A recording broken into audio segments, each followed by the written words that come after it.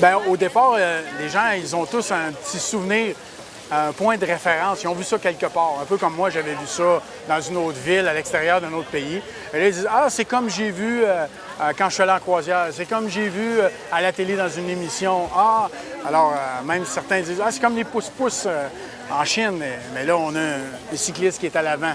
Donc, ils ont toute une petite référence qui est culturelle, c'est un peu touristique, d'une part.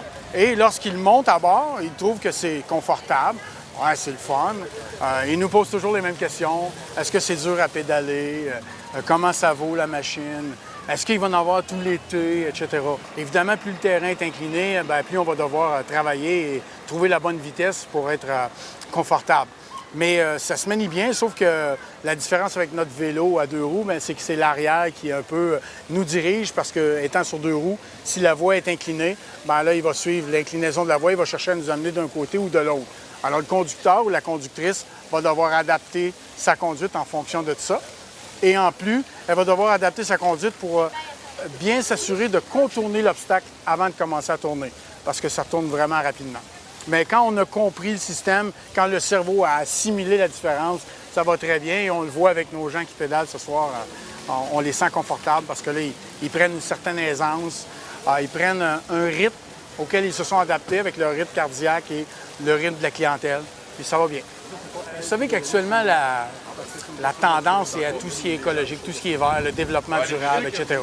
En ce qui concerne l'événement ici, eh bien, c'est dans le cadre du développement durable où ils ont eu des budgets dans ce sens-là. Ils ont décidé d'adapter le service d'une navette écologique entre les scènes.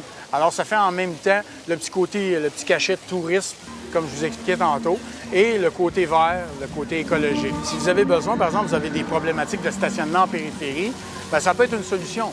Pensez à n'importe quel événement où on a des scènes qui sont dans un milieu X et qu'on doit stationner à l'extérieur, un peu partout. Alors, on peut donner un service qui est intéressant. Il y a une clientèle cible que sont les personnes un peu plus âgées ou les personnes à mobilité réduite qui adorent le service. Aussi, les gens qui ont à véhiculer avec, on le voit ce soir, ils ont des sacs, des pattes-sacs, des chaises.